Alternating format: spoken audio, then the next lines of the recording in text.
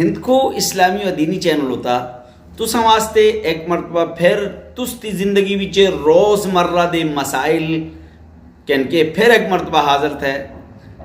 اللہ و تبارک و تعالی اساں کا دین سکھنوں سکھانوں دی توفیق عطا فرما۔ آج دا مسئلہ انتہائی ضروری تھے، غور طلب تھے، توجہ طلب تھے۔ آج دا مسئلہ تھے کہ ایک بچی دا نکاح ہو جلدا، نکاح تو بعد رخصتی دے درمیان سوال پوچھی گا کہ کتنا وقفہ ہونا چاہیے، نکاح اور رخصتی دے درمیان کتنا وقفہ ہونا چاہیے، یعنی رخصتی نکاح تو بعد کدے کرنی چاہیے۔ ٹھیک تھے، مسئلہ یہ تھے کہ شریعت دے اندرے اس دی کم از کم کوئی حد نے، شریعت دے اندرے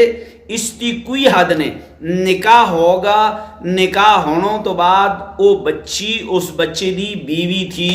اس رخصتی واسطے کہ اسی جہیز تیار کروں، فلاں رسم کروں، فلاں رسم کروں، بہت زیادہ چر کرنا، لیٹ کرنا اے شرعن جڑا تھے جائز نے، بلکہ ترغیب جڑی تھی، ہدایت جڑی تھی قرآن اور حدیث کے اندر یہ تھے کہ بچی بالغ ہو جلا، بالغ ہونے تو بعد ہون اس کا نکاح بھی ہوگا، ہون بھی اس کے والدین اگر رخصتی بچے تاخیر کر دے تو اس بچے والدین دے گناہگار ہونے دا خدشت ہے اگر اس بچی کو کوئی گناہ ہو جلا ہے۔ اس وجہ تو